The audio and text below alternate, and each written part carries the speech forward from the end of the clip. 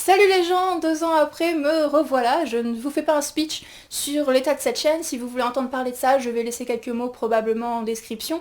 Moi aujourd'hui, je voulais vous parler d'un roman, à savoir A Head Full of Ghosts de Paul Tremblay, qui est paru donc dans sa version originale en 2015 et qui a été traduit en France sous le titre Possession.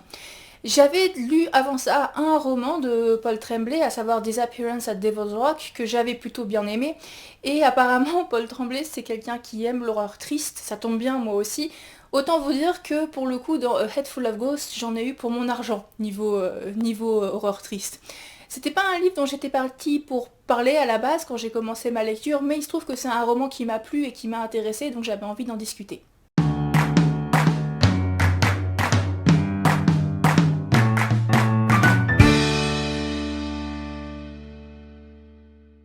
Un avertissement avant de commencer, je n'ai pas l'intention de spoiler de gros retournements du livre, j'ai l'intention de laisser suffisamment place à la découverte si jamais vous décidez de le lire.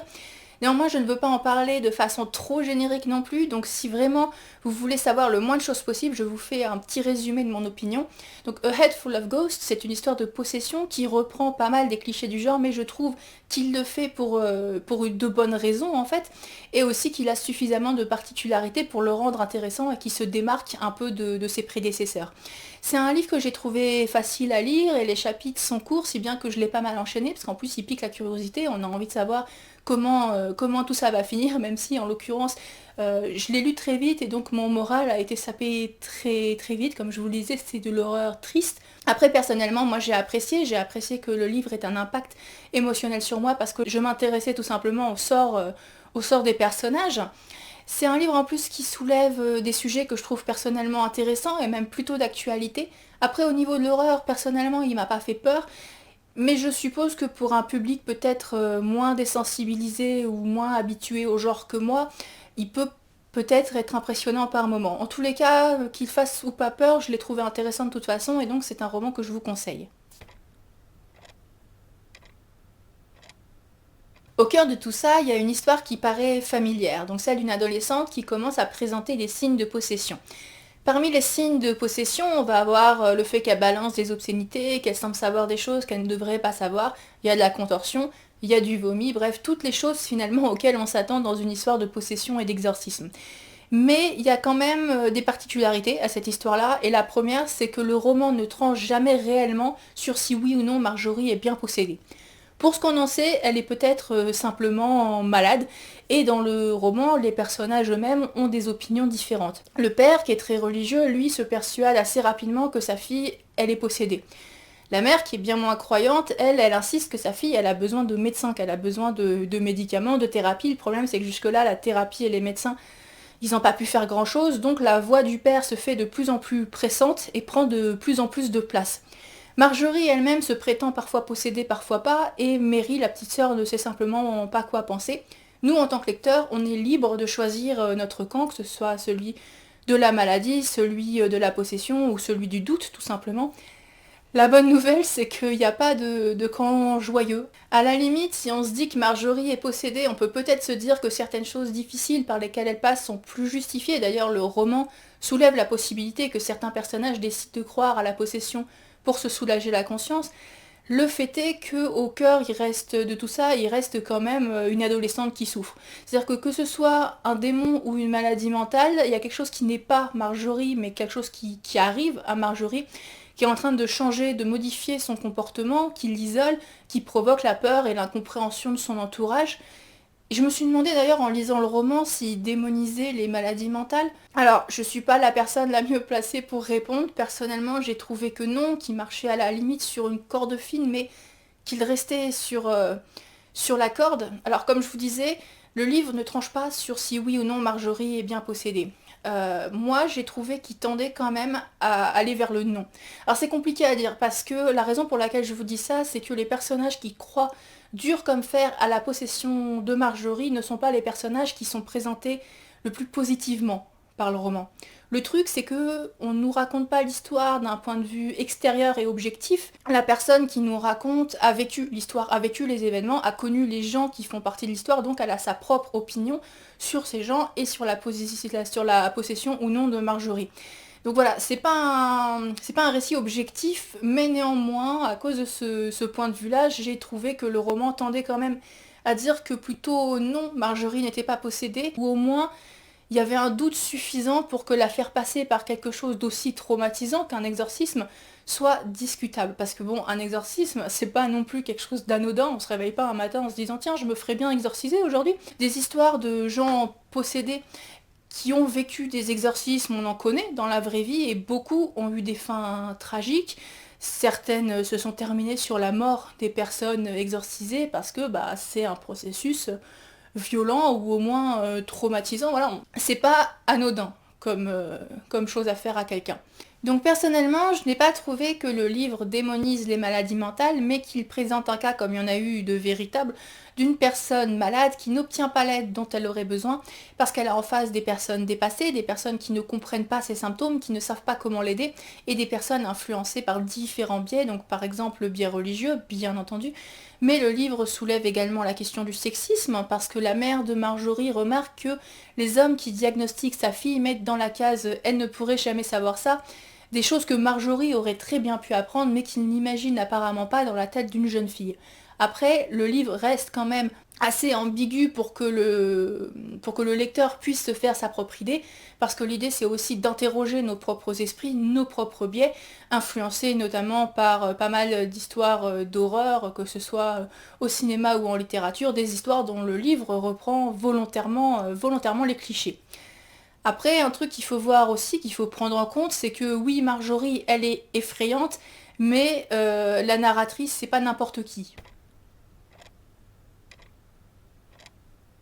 Le long du roman, notre narratrice, c'est Mary, la petite sœur de Marjorie, et il y a plusieurs choses à prendre en compte à propos de Mary, des choses que Mary souligne elle-même.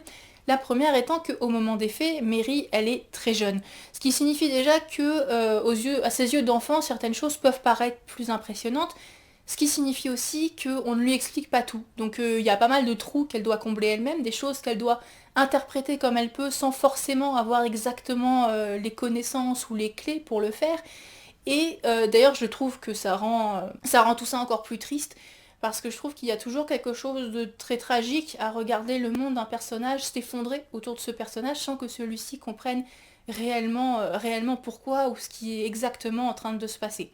Et là, en l'occurrence, la famille de Mary, elle est effectivement en train d'être détruite par cette histoire, parce que bah, les parents sont de plus en plus fatigués, de plus en plus stressés, ils sombrent en fait chacun à leur manière dans une forme de dépression, et puis comme ils ont des opinions contraires, ils s'engueulent assez souvent, ce qui n'aide pas. À côté de ça, les frais médicaux sont élevés, donc la famille sombre de plus en plus dans la précarité financière. Je vous ai dit que c'était pas un roman gay.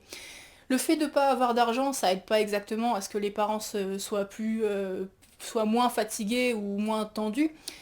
Et ils ont aussi de moins en moins le temps de s'occuper de Mary comme avant, et Mary en plus elle est en train de perdre son lien avec la personne qu'elle aimait probablement le plus au monde, à savoir sa grande sœur, et le roman nous a vraiment montré à quel point elle aimait sa grande sœur.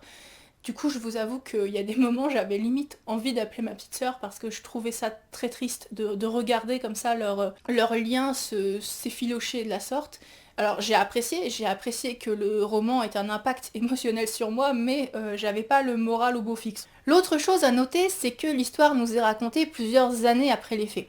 Donc l'idée c'est que Mary, une fois adulte, est interviewée par une autrice qui compte écrire un livre sur l'histoire de sa famille. Donc c'est une Mary adulte qui revient sur ce qu'a vécu la Mary enfant.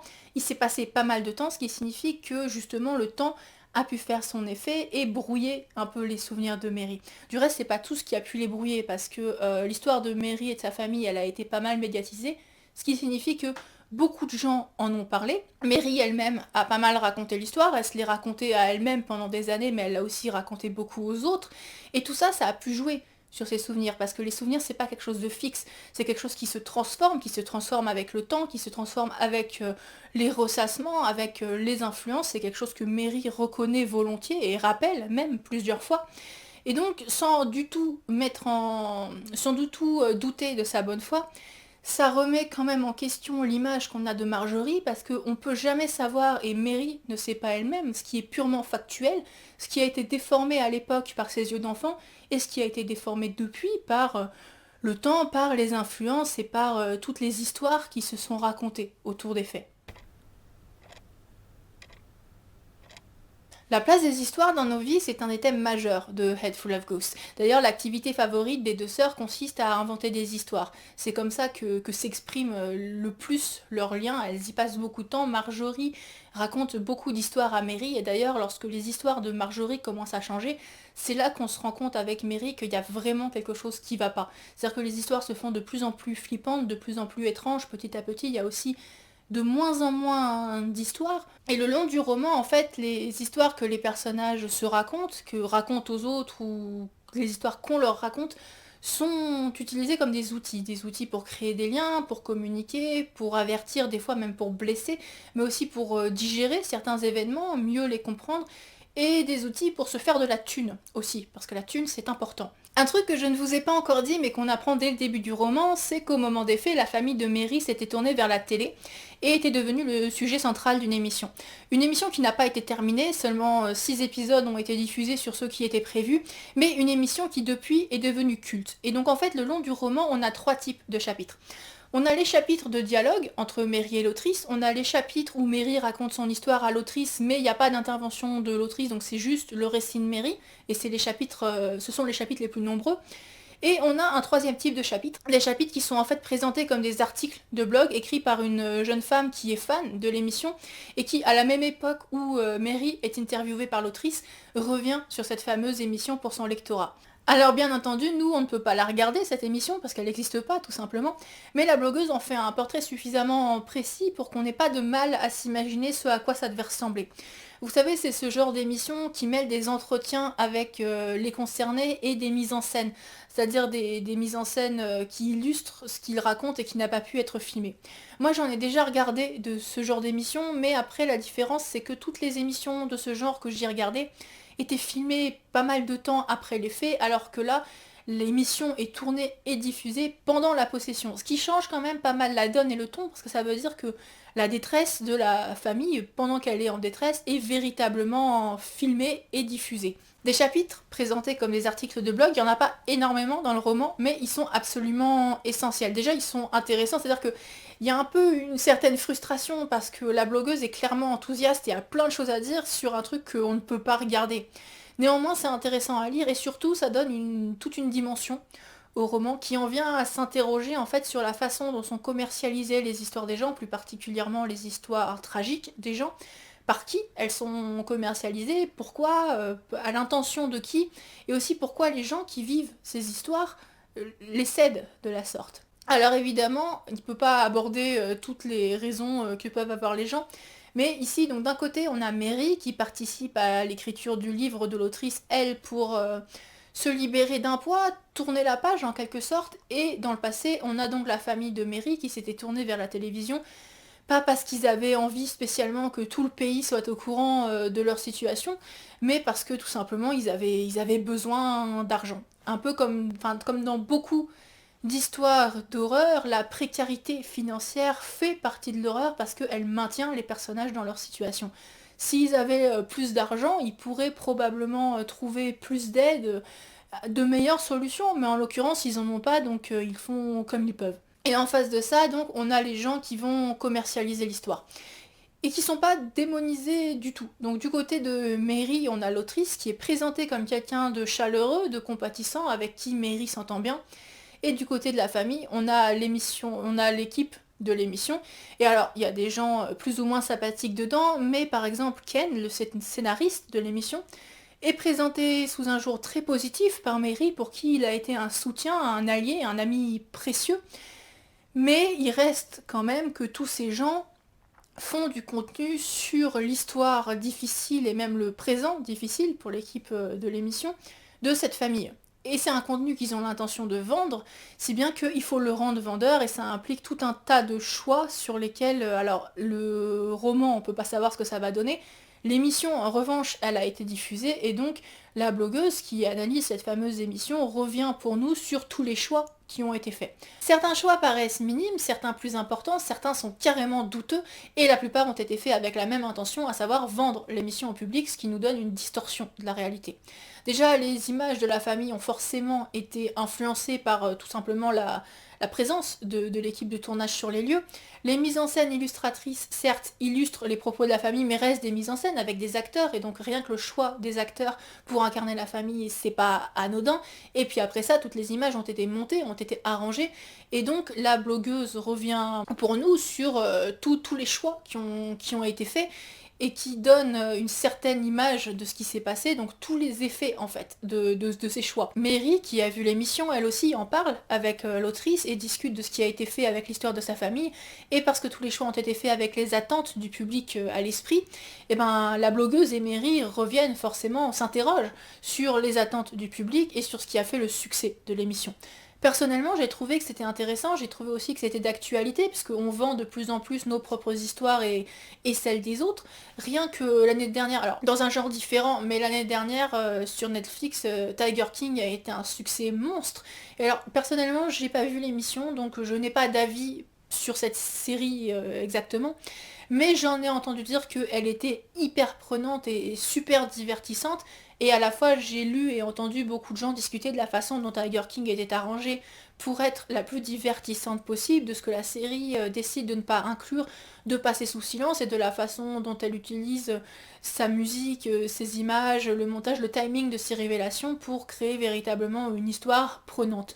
Et alors je sais pas si c'est moi, mais j'ai l'impression qu'on a de plus en plus de ces documentaires divertissement, ou en tout cas j'en entends de plus en plus parler, donc le sujet me paraît plutôt actuel en fait. Alors après, on en tire ce qu'on veut du roman. Moi personnellement, j'ai pas l'impression qu'il démonise ni les gens qui font ces émissions, ni les gens véritablement qui les regardent, mais il pose la question de qui vit les histoires, qui les vend, à qui et comment, et aussi avec quelles conséquences pour les personnes qui vivent ces histoires selon les circonstances. Personnellement, j'ai trouvé ça intéressant. Comme vous pouvez le constater, j'ai beaucoup aimé ce roman. Il m'a pas fait peur, mais je l'ai trouvé prenant, j'avais toujours envie de savoir la suite. Il soulevait des sujets qui m'ont intéressée, et c'est le plus important pour moi, il a eu un impact émotionnel pour moi. Du coup, ça m'a donné envie de lire plus de Paul Tremblay, et c'est un roman que je vous recommande. Sur ce les gens, je vous souhaite une bonne matinée, une bonne journée, une bonne soirée, une bonne tout ce que vous voulez, et je vous dis à dans 5 ans pour une prochaine vidéo.